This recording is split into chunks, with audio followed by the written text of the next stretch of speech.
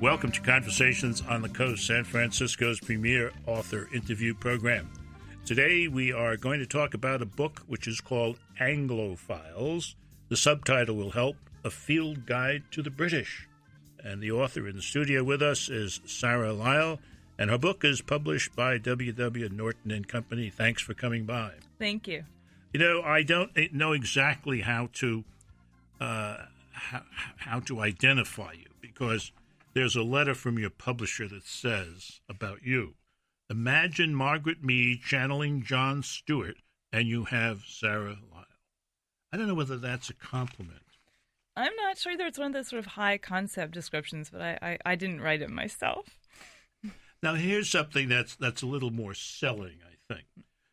One Malcolm Gladwell goes so far, it says here, as to recommend that the Anglo Files should be handed out as a public service in the immigration line at Heathrow.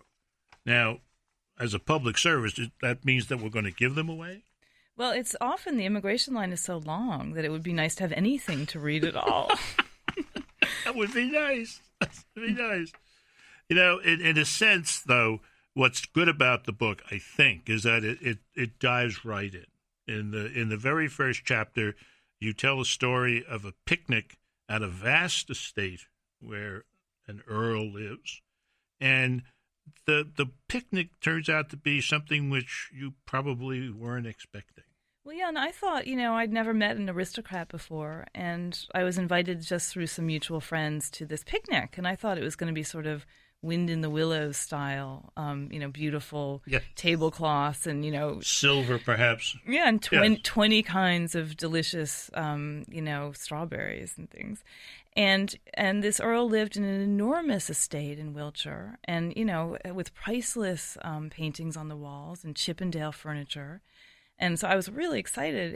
And when we decided to actually leave his estate and go for the picnic, we drove in these Jeeps that were so old and so decrepit that, they were missing doors. They had these kind of semi bits of animal carcasses hanging from hooks on the ceiling. Yuck! And we were heading for a picnic. Yummy. And also, he owned 10,000 acres, and it was beautiful fields. And we drove in these Jeeps until we got to an old burned out barn where we sat on bales of hay, and the food came out, and it was canned tomato sauce in a thermos, and processed ham on white bread that we, sandwiches we made ourselves, and that was okay. Not just white bread, right? Wonder style, the Yes. kind that's mostly air. Mm-hmm. But what's interesting is they had very good alcohol. He brought really, really good wine to go with this meal, and so it was a huge eye opener. I realized you couldn't take things for granted there at all.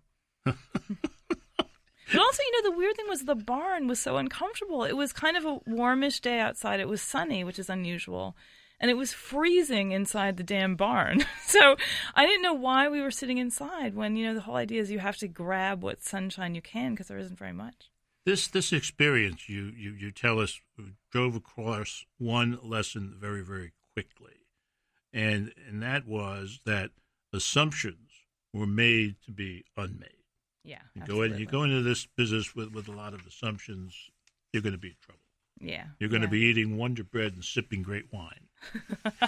Gulping great wine after a while, actually. In a broken down Jeep. A little further on, you talk about the fact that the Brits are opposites of us, Right. and you give some for instances. We look to the future, they look to the past. We run for election, they stand for it.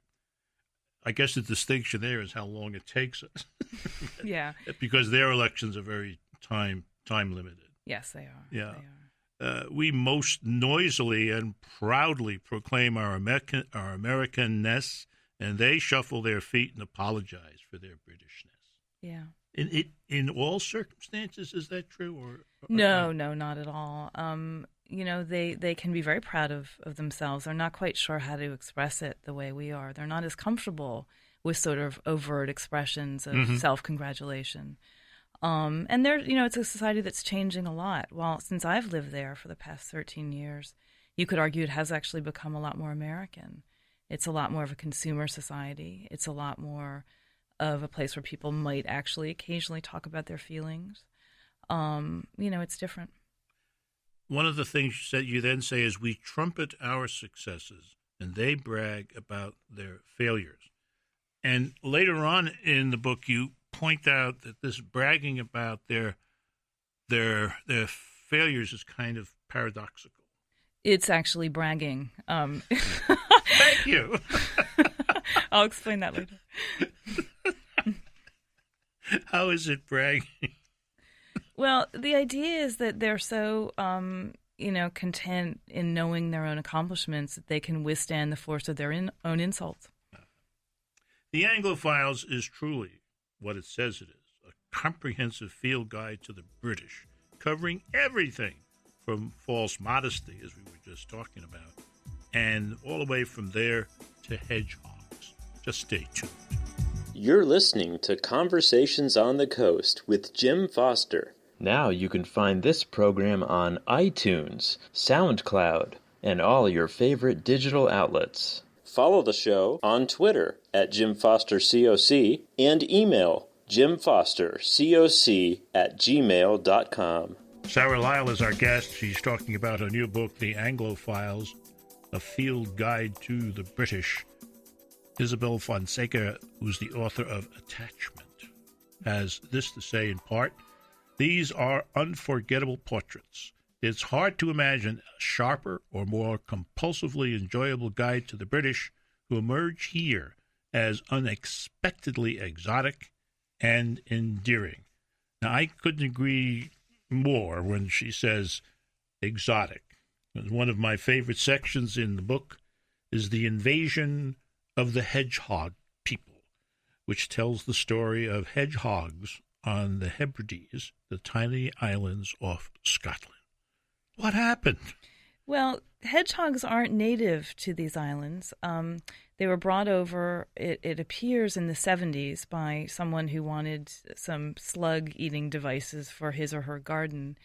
And the problem is they kind of accelerated out of control. Wow, did they?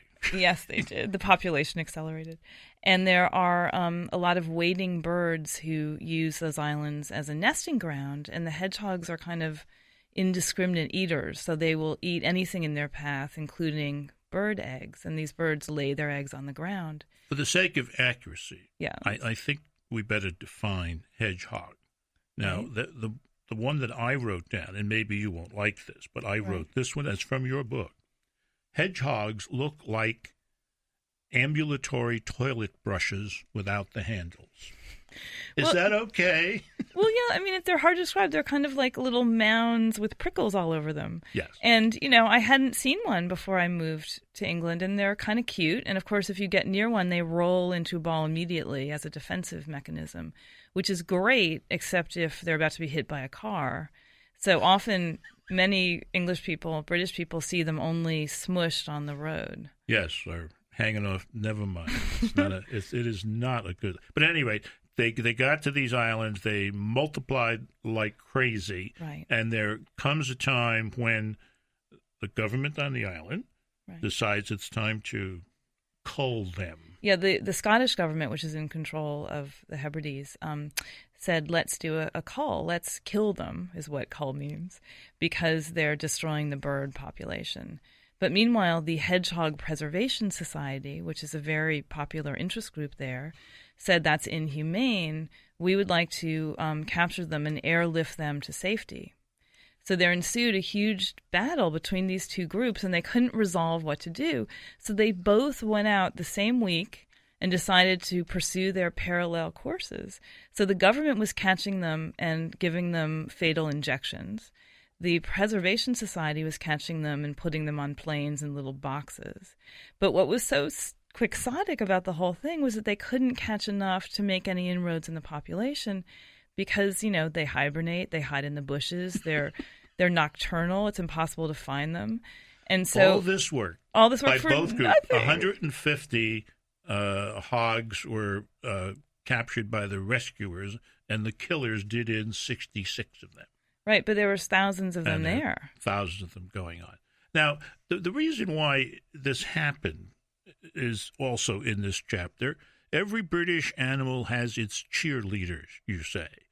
Thus, they have the Badger Trust and the National Bat Hotline and the Animals in War Memorial. Yeah, the Bat Hotline you can call for any bat-related questions you might have, and they take thousands of calls a year.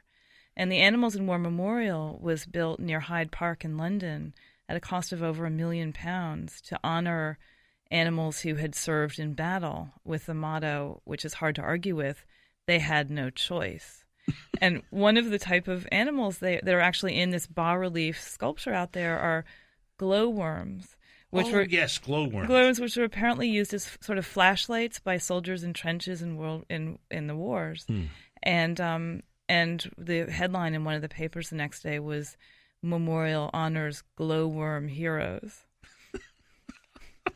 But the thing about hedgehogs, which is so great, is they're really loved by Brits, and it's perfect type of animal for sort of the intimacy averse. They don't make a lot of demands on you. They don't need a lot of food. They sort of come and go in your garden, and they sleep half the time. And they do an important thing in the garden. They eat your slugs. Yeah. Now, one of the other facts in this chapter that I think we have to share, that there is a rest home for donkeys in Britain. Retired or abused donkeys. And that rest home got more donations than charities supporting the elderly and the mentally ill. Yeah, I think they have something like £12 million some years in charitable donations. And, these donkeys live in great style. They're not sure, how to spend the money on donkey habitats that would actually cost that much money. I don't know. This is a chapter where I said to myself, they really are far different. But on the other hand, not so much, because we have many, many animal lovers and animal preservationists here in this country. We do, absolutely. Yeah. The Anglo Files tells us a lot about the British and a bit about the author. You'll see what I mean when we return. You're listening to Conversations on the Coast with Jim Foster. Now you can find this program on iTunes, SoundCloud, and all your favorite digital outlets. Follow the show on Twitter at JimFosterCoc and email jimfostercoc@gmail.com. This is Jim Foster. It is Conversations on the Coast, the Anglo Files, A Field Guide to the British by Sarah Lyall is the book we're talking about today. And the New York Times Book Review said some very nice things a few weeks ago. Her book is not a war on cliché, but a brokered peace, an affectionate, joshing effort to understand and explain the British from beak to tail feather. I don't think that's so nice, from beak to tail feather. Well, you don't want to think too hard about that image. Okay. The Anglo Files, the review goes on, is in part a masked account of how Lyall came to feel, if not quite comfortable living in Britain and raising a family there, at least no more uncomfortable than the British themselves.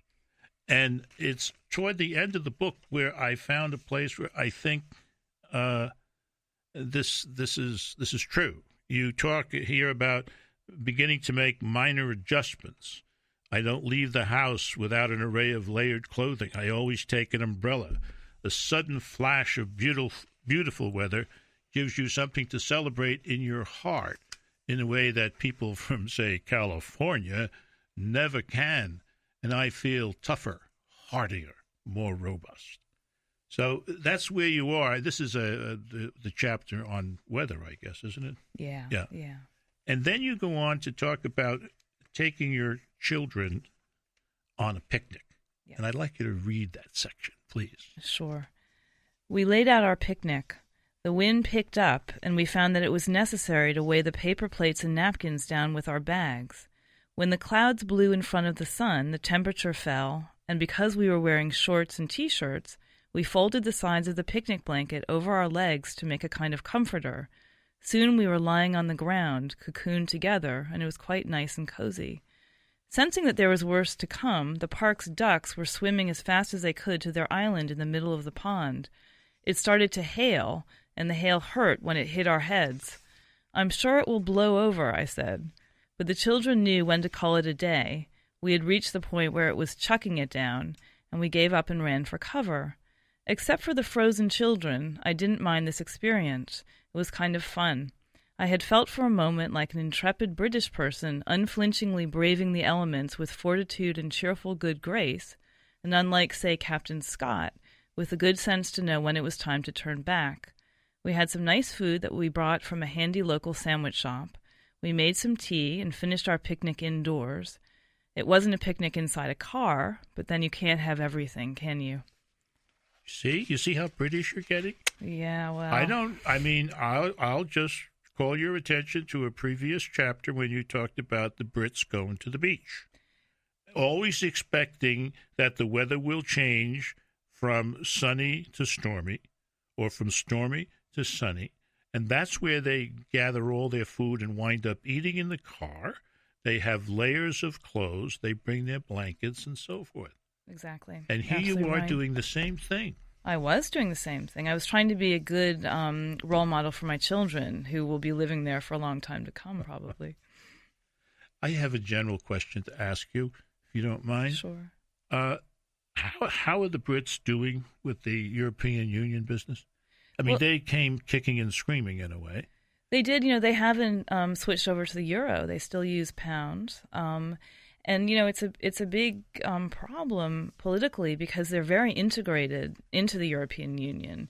Yet there's a lot of residual resentment of Europe, particularly France and Germany. And so it's a tricky situation. But most of the laws passed in Britain have something to do with European Union laws, although most people in Britain don't actually realize that. That's very confusing and very complex. It is. It is. Well, the whole European Union system is extremely confusing and very hard to get your head around. I don't know. One of the things that you do bring up in the book, it's an amazing thing to me, is the dental care situation. Yeah. Which opens with a quote from a doctor, a dentist, who's the chief executive of the British Dental Health Foundation. And when you put the facts, he says that 12% of Britons say they brush their teeth a few times a week or never, okay? Whew. Alongside the fact that the people are using anything from drill bits and hammers to fish bones and toenails to pick their teeth, then you can see that there is still a long way to go in improving oral health care in this country. How do you get around that? Well, in terms of you and your family. We try to brush our teeth more than a couple times a week. But is it difficult to get dental care? It's difficult to get public health dental care. That's the problem. Is the National Health Service has a limited budget, and it spends not enough of it on dental care. So a lot of people cannot get NHS dentists. And I went to a dental emergency clinic and interviewed a man who was pulling his own teeth because he couldn't get a dentist. On that note, let me tell you this. Reading this book has nothing to do with pulling teeth. This has everything to do with laughing and learning and enjoying yourself all at the same time. It's called The Anglo Files, a field guide to the British. Sarah Lyall is the author, and this is Conversations on the Coast. Now you can find this program on iTunes, SoundCloud, and all your favorite digital outlets. Follow the show on Twitter at Jim Foster COC and email jimfostercoc@gmail.com.